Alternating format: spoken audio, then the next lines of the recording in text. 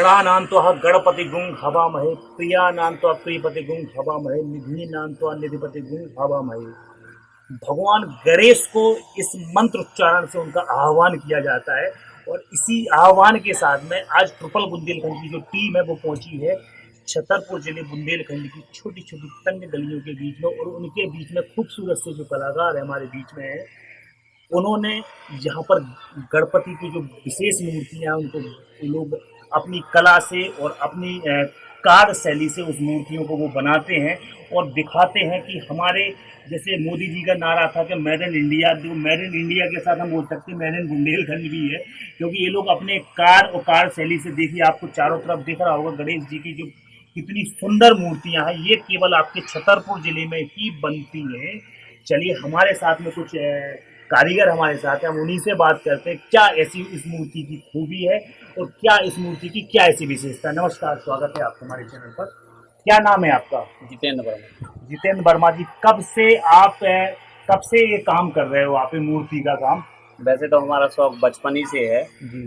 पहले हम अपने घर में रखने के लिए विराजमान करते थे, फिर उसके बाद दोस्त यार बोले कि भाई हमें भी बना के दो, तो एक दो मूर्तियां हमने बनाई उनके लिए। जी। फिर धीरे धीरे हमारा प्रचलन चला, नाम थोड़ा सा हुआ गणेश कृपा से। जी जी। तो सबके लिए हम बनाने लगे। फिर मतलब गणेश जी की कृपा आप पर विशेष हो गई, तो आपको कारीगरी का ये बचपन से ही शौक था, तो ये क्या ऐसा विशेष आपकी गणपति मूर्ति में है, प्रतिमा में है कि जो आज के जो भक्तगण रहेंगे जो आपकी मूर्ति को जरूर है, क्या ऐसा विशेष है आपकी मूर्ति इस बार क्या है कि हम लोगों ने 6 इंची से लेकर 2 फुट तक की मूर्तियाँ बनाई हैं, जी। जो अधिकतर घरों में विराजमान कर सकते हैं लोग बाग। और हम लोग मिट्टी की मूर्ति बनाते थे तो लोग बाग कहते थे ये मिट्टी की नहीं है, पीओपी की है भाई। तो हम लोगों ने इस बार ऐसा कलर किया है कि साथ में मिट्टी भी दिखेगी, प्लस ये जो अपने वाटर कलर हैं उनका भी इस्तेमाल किया, बिल्कुल इको फ्रेंडली मूर्तियाँ बनाई। कहने का मतलब जो शासन के जो गाइडलाइंस है, जल बचाओ अभियान, ऐसे कई प्रकार के शासन अभियान चलाती है, उस अभियान के तहत भी आप लोगों ने गणेश जी की मूर्तियों को आपने बनाया है और इनकी स्थापना और इनका विसर्जन का किस प्रकार से इसकी रूपरेखा रहेगी? क्या इस विसर्जन से गणेश प्रतिमा की जो विसर्जन, क्योंकि आजकल जो कलर हैं बड़े केमिकल वाले आते हैं, तो इससे कोई पानी में या कोई इसी प्रकार से कोई नुकसान पहुंचेगा क्या?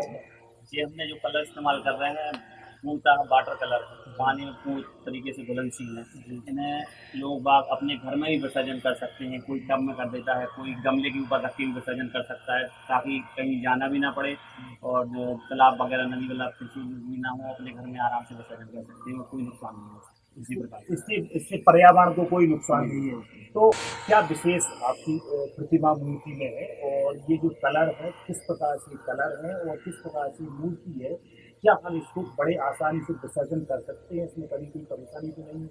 नहीं नहीं, आप घर में आराम से विसर्जन कर सकते हैं, गमले में भी रखकर विसर्जन कर सकते हैं। और पीओपी की मूर्ति से क्या होता है कि पर्यावरण को बहुत ज़्यादा नुकसान होता है। तालाबों में डालने से वो पूरी तरह से घुलनशील नहीं होती हैं, तो उससे नुकसान होता है। उनमें कलर केमिकल भी इस्तेमाल किया जाता है। हम लोग पूर्णतः पोस्टर कलर, पानी वाले कलर इस्तेमाल कर रहे हैं, उनसे कोई साइड इफेक्ट, कोई नुकसान नहीं है, पर्यावरण को भी बिल्कुल शुद्ध मतलब काम। तो ये जो मूर्ति है आपकी, क्या ये मिट्टी की बनाई गई है और कौन सी मिट्टी ये रहती है जिससे बनाया जाता है इसको? ये शुद्ध काली मिट्टी का इस्तेमाल किया है हम लोगों ने, जो तालाब के किनारे पे मिलती है जी। तो वो मिट्टी ला के उसको छान के फिल्टर करके बनाना पड़ता है। इसको बनाना पड़ता है एक मूर्ति को बनाने में, जैसे ये जो मतलब कि कितने इंच मतलब कि फीट के हिसाब से होता है कि इंच के हिसाब से होता है? क्योंकि घर में रखने का एक अलग प्रथा होता है, छोटी मूर्ति भी कई लोग रखते हैं, बड़ी भी रखते हैं, तो किस प्रकार से कितनी कितनी छोटी बड़ी मूर्ति है? हमने जो इस बार की साइज रखी है वो 6 इंची से लगा के अधिकतम 2 फुट तक का रखा हुआ है। घर में अधिकतम 6 इंची से 2 फुट तक की गणपति जी की जो प्रतिमाएं लोग बाग ले जाते हैं, उससे बड़ी होती है जो पंडाल लगा के रखते हैं। लेकिन जब से कोविड-19 के कारण 2 साल से हम लोगों का व्यापार नहीं चल पा रहा है, बाहर जो बड़े पंडाल सस्ते थे हम लोगों को ऑर्डर नहीं मिल रहे हैं, और हमारा तो साल भर का ये एक ही धंधा है, इस हिसाब से हम काम करते हैं। तो अब बड़ी मूर्ति कोई ले नहीं रहा है, ना ऑर्डर आ रहे हैं, तो हम लोगों ने छोटी छोटी मूर्तियों पर ज़्यादा जोर दिया है और ग्राहकों का भी हमें पूर्ण विश्वास है कि साथ मिलेगा। पिछली साल कोरोना काल में भी चला था काम, लेकिन उस हिसाब से नहीं हुआ था, लेकिन चल रहा है। अभी कुछ ये भी जानकारी आई थी कि आपने जो यहाँ के प्रशासनिक अधिकारी हैं उन लोगों को भी आपने कुछ ज्ञापन वगैरह दिए थे, क्या पूरी क्या बात क्या है? वो जितने भी हमारे जिला में मतलब मूर्तिकार हैं कई मूर्तिकार हैं, तो सब लोगों को संगठित करके हमने कलेक्टर साहब को आवेदन दिया था, ताकि मतलब पीओपी का विरोध किया था हम लोगों ने कि उससे पर्यावरण को नुकसान है और हम लोगों की रोजी रोटी पर नुकसान होता है, और साल में एक ही काम है हम लोगों का, तो इस हिसाब से हम लोगों ने ज्ञापन दिया।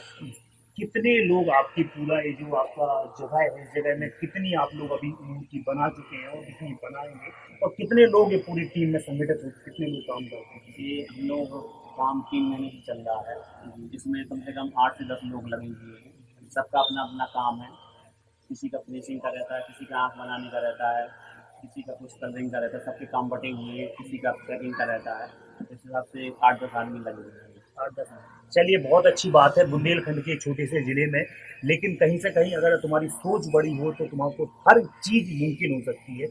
भाई ने तो बताया कि हम इस अपने कारखाने में मूर्तियों को बनाते हैं, और जो स्वच्छ पर्यावरण से पर्यावरण में आराम से कभी कोई पर्यावरण में दिक्कत ना हो, इस प्रकार की मूर्ति ये लोग बनाते हैं। और जो उनकी 8 से 10 लोगों की टीम है, उनको भी एक रोजगार का एक सुनहरा अवसर मिलता है। साथ में हम उनसे भी जानेंगे कि क्या उनका क्या कार्य रहता है इस मूर्ति को बनाने में।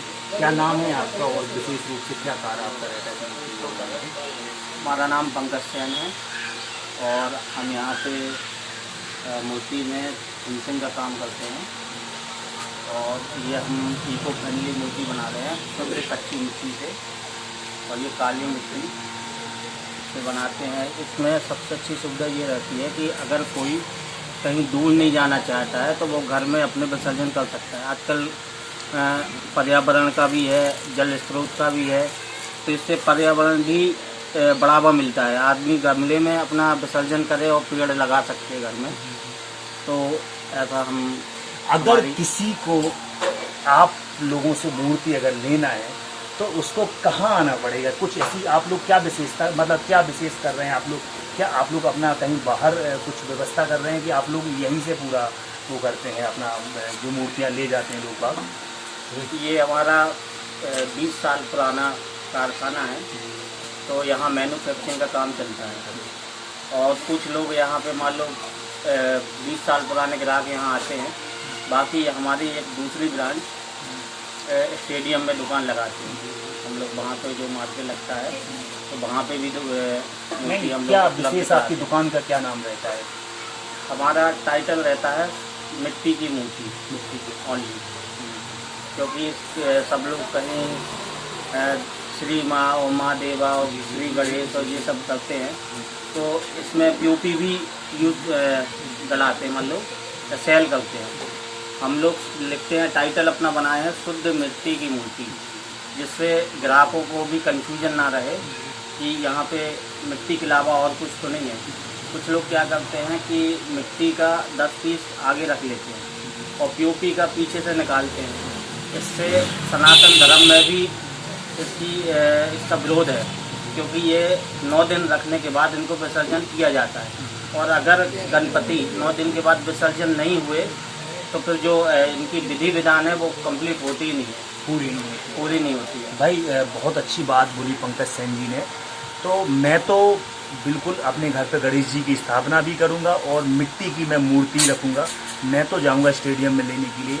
आप लोग से भी बोलते हैं कि आप लोग भी अपने घर में एक गणेश की प्रतिमा जरूर रखें, क्योंकि उससे काफ़ी कार्य और सिद्ध होते हैं। पंकज जी, क्या और विशेष रूप से इस मूर्ति की और क्या विशेषता है? इस चीज़ को लेके क्या आप और करते हैं, इसमें कार्य करते हैं? इसमें सबसे पहले तो अपन सबसे मेन फोकस अपना यही रहता है कि शुद्ध मिट्टी से मूर्ति अपन बनाएं। और कभी कभी क्या होता है कि हम कोई एक दिन पहले विसर्जन कराता है, एक दिन बाद कराता है, तो जब हम दूसरे दिन विसर्जन करने जाते हैं तो कई मूर्तियाँ पीओपी की हमें पटरी पे ऐसी मिलती हैं, यानी जो विसर्जन करने के बाद तालाब के किनारों पर आपको रखी मिलती है। हाँ, किनारों पे आ जाती है। तो उस समय तो बड़ा अजीब लगता होगा। हाँ, ये पैरों के नीचे भी आती है, तो इससे हमारी धार्मिक भावनाएं भी आहत होती हैं।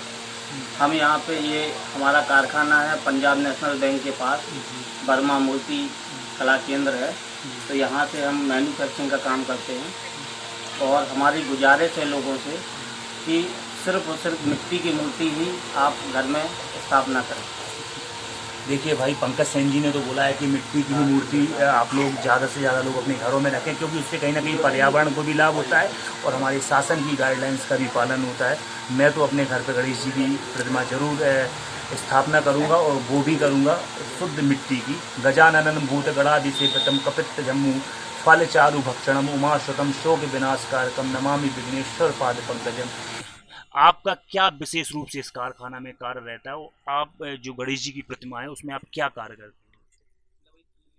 हमारा जो कार्य होता है यहाँ पे कारखाने में सबके कार्य अलग अलग बटे हुए हैं।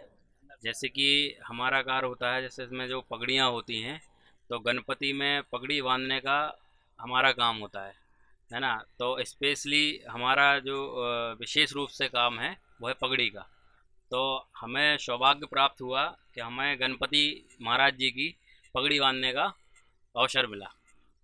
देखिए, सभी लोगों का अपना अपना कार्य बटा हुआ है और सभी लोग अपने तन्मयता से अपना कार्य कर रहे हैं, और गणपति का जो पर्व है बहुत ही नज़दीक है। और मैं तो अपने घर पर गणपति रखने वाला हूँ, आप लोग भी जरूर रखिए, क्योंकि गणपति के आने से हमारे घर में खुशियाँ आती हैं, समृद्धि आती है और हमारे घर पर सब चीज़ें शुभ होती हैं। धन्यवाद।